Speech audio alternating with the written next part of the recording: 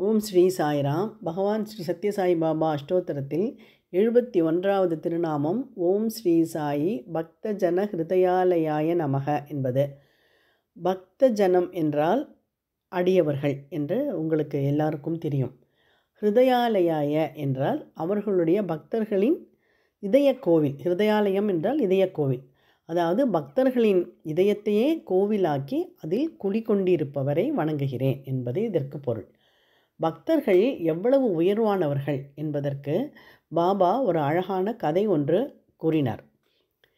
2 நண்பர்கள் பேசிக்கொண்டிருந்தார்கள். அதில் முதலாம் அவர் அடுத்தவரிடம் ஒரு கேள்வி கேட்டார். இந்த பிரபஞ்சத்திலே மிகவும் உயர்வானது, மிகவும் சிறப்பானது எது என்று. அதற்கு அடுத்தவர் சொன்னார், இந்த உலகம்தான் என்று. ஆனால் இந்த உலகம், இந்த பூமி என்று கூறுகிறார். இந்த பூமி என்பது 3/2 பாகம் கடலால் சூழப்பட்டிருக்கிறது.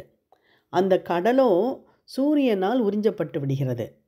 சூரியனோ பிரபஞ்சத்தில் ஒரு கோள், வானத்தில் ஒரு கோள்.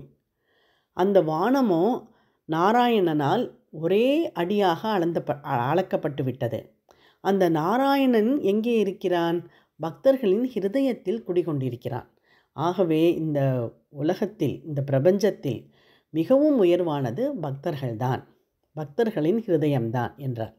ஆக அவர் நம்முடைய ஹிருதயத்தையே கோவிலாக்கி அங்கே குடிகொண்டிருக்கிறார்.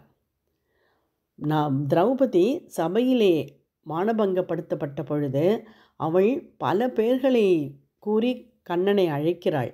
அப்பொழுதெல்லாம் வராத கண்ணன் அவள் இறுதியாக ஹே ஹிருதய கமலவாசா என்று அழைத்தவுடன் ஓடி வந்து அருள் புரிந்தான்.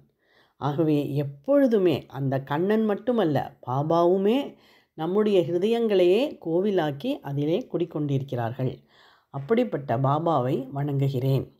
ஓம் ஸ்ரீ சாயி பக்த ஜன ஹிருதயாலயாய நமக.